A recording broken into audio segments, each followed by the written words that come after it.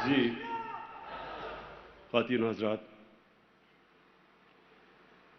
ये जो छोटी सी फिल्म, इसमें एक चीज़ आपने जो नोटिस की होगी कि 622 में नबी सल्लल्लाहु अलैहि वसल्लम मदीना में तशरीफ़ लाते। 622 और 10 सालों के अंदर जब मदीना में तशरीफ़ लाते हैं तो 600 मुसलमान होते हैं, सिर्फ आदमी और औरतें। और 10 सालों में वो सारा अरब का नक्शा बदल जाता है।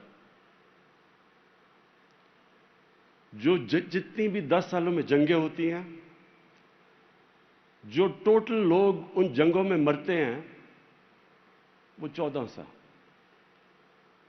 150 मुरब्बा मील पे छा जाते हैं मुसलमान, और 600 से 1.25 करोड़ पे चले जाते हैं, 1.25 लाख पे चले जाते हैं, सॉरी। अब कहने का मेरा क्या मतलब है कि ये जो हुआ था, ये कोई तलवार की जोर से नहीं हुआ था। ये एक दुनिया का बड़ा फिक्री इनकलाब आया था। सोचें बदली थी, ज़हन बदले थे। और ये जो हमें कुरान में हुक्म दिया जाता है, अल्लाह हमें हुक्म करता है कि नबी सल्लल्लाहु अलैहि वसल्लम की जिंदगी से सीखो, उनकी सुन्नत पे चलो। ये क्यों हुक्म करता है? ये हमारी बेहतरी के लिए करता है, क्योंकि ये जो इनकलाब आया था, ये इनकलाब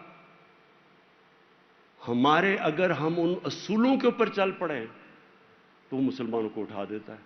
क्योंकि ये तारीख में ये एक मॉडल बनाया और फिर उसको कामयाब किया। जो मदीना की रियासत थी वो एक मॉडल बना और वो फिर सारी दुनिया पे फैल गया, सारी दुनिया का अजीब सिविलाइजेशन बना।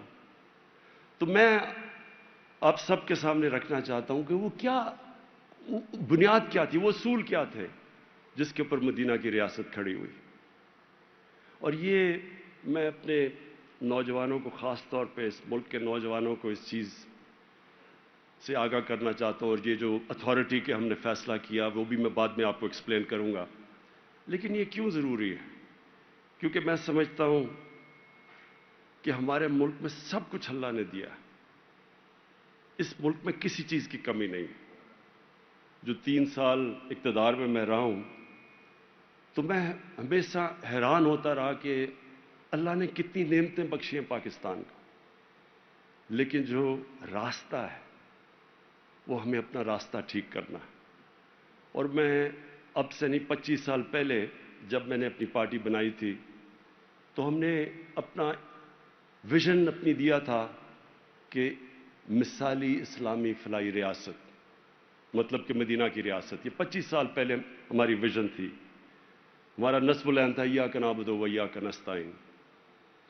और मैं तब भी इस नतीजे पे पहुंच गया था कि अगर इस कौम ने एक अजीम कौम बनना है तो इसको वो असूलों पे जाना पड़ेगा। तो मैं आपके सामने वो क्या असूल थे कि वही लोग, वही अरब थे। वो आपने शुरू में नक्शा देखा, एक तरफ आधी दुनिया पर्शियन एम्पायर, आधी दुनिया रोमन एम्पायर, थोड़े से अरब थे बीच में, आपस में कबीले थे, लड़ते थे। तो वो क्या हुआ कि 622 से लेके 632 तक वो क्या हुआ कि वो दो लोग दुनिया की इमामत करने शुरू कर दिया। और अगले 20 सालों के अंदर वो मोरक्को से लेके तो हिंदुस्तान तक पहुंच गए, सेंट्रल एशिया तक पहुंच गए। वो क्या चीज थी?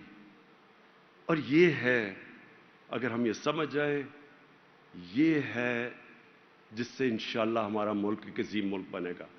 असूल क्या थे? तो मैं आपके सामने असूल रखता हूं। और मैं कोई इस्लाम का स्कॉलर नहीं हूं।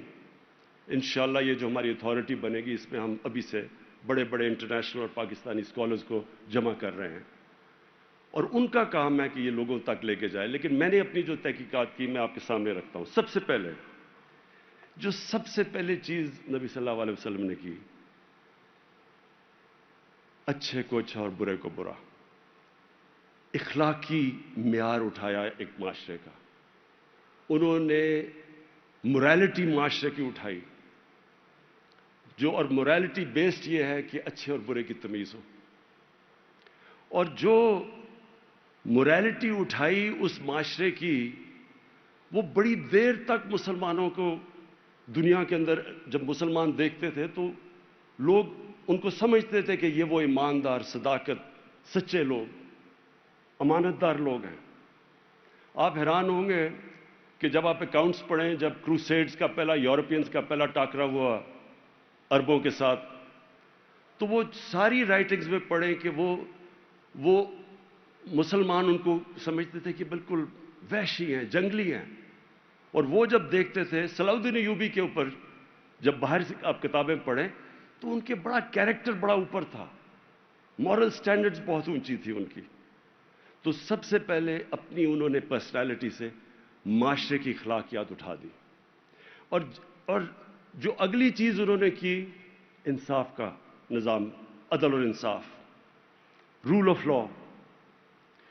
उनकी 2 हदीस हैं, वो इतनी इंपॉर्टेंट हदीसें हैं, उन्हीं पे अगर एक माशरा अमल कर ले, उन 2 हदीस से माशरा उठ सकता है।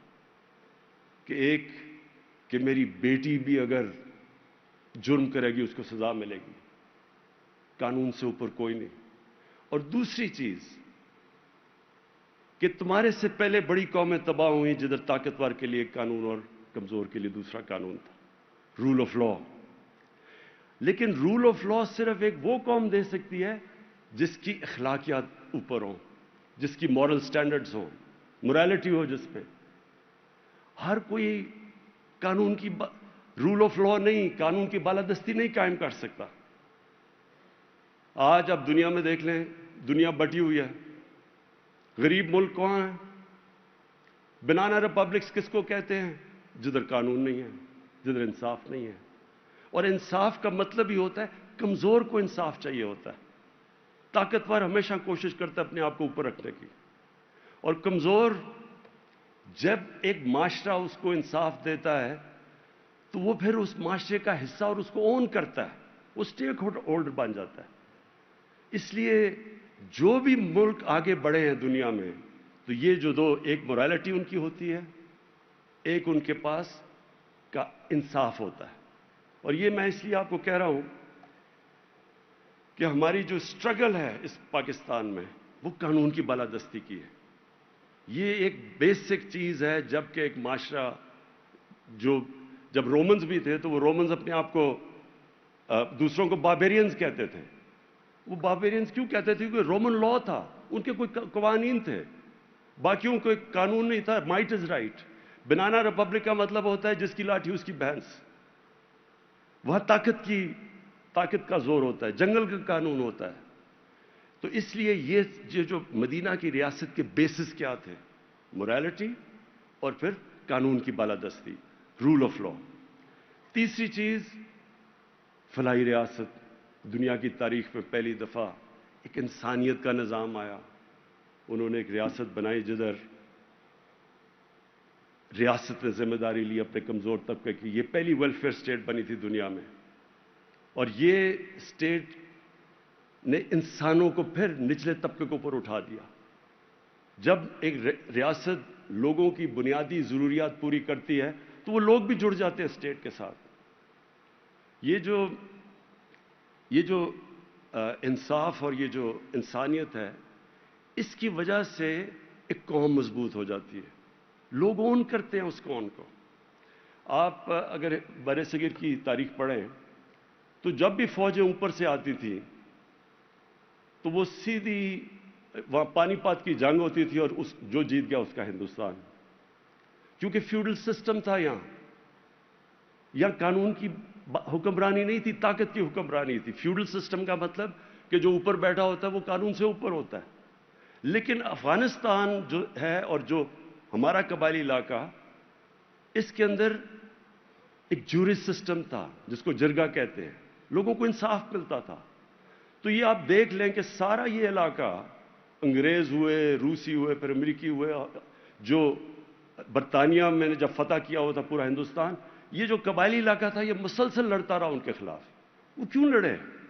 کیونکہ وہ آزاد انصاف نے ان کو آزاد کر دیا تھا. اور آزاد لوگ وہی لڑتے ہیں اپنی آزادی کے لیے.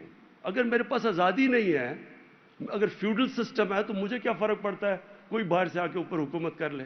اس لیے ہندوستان کو فتح کرنا آسان تھا، اس لیے افغانستان مشکل ہے فتح کرنا.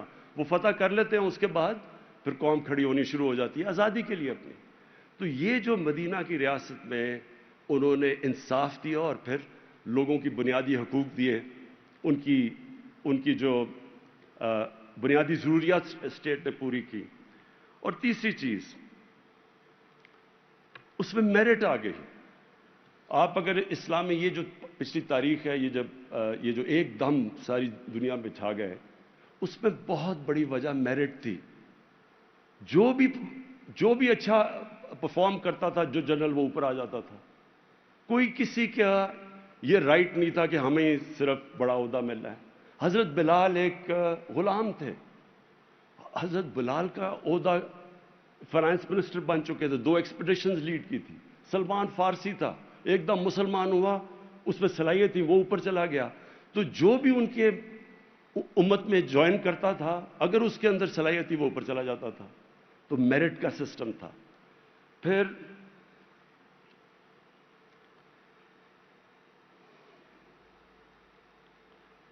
انہوں نے لیڈرز پروڈیوس کیے.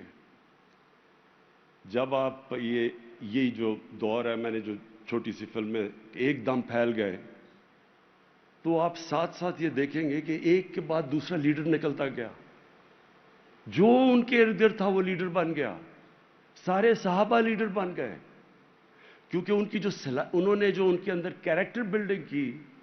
اچھا، وہ کیا صلاحیتیں تھی؟ وہ لیڈر بن گئے. لیڈر کے اندر کیا کوالٹیز ہونی چاہیے؟